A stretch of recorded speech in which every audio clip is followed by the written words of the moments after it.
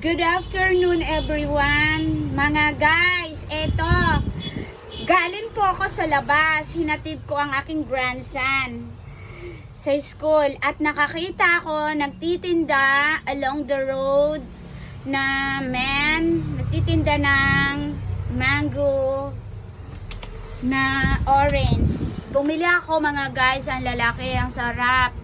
Eto, matamis to na mangga. Tingnan nyo, oh. 100 lang, 4 pieces na. Pag bibili ka sa shop ng pwesto, mas mahal. Hindi makuha ng 100 to. Ayan, oh, lalaki po. Oh, lalaki. Yan. Ang tamis pa ito. Sa tingin ko, matamis to talaga. Hindi siya, maganda siya, oh. So, see you mga guys later. Kakarating ko lang, naghatid ng grandson ko sa school. Okay? Just nakita ko nga to, bumili ako ng 4 na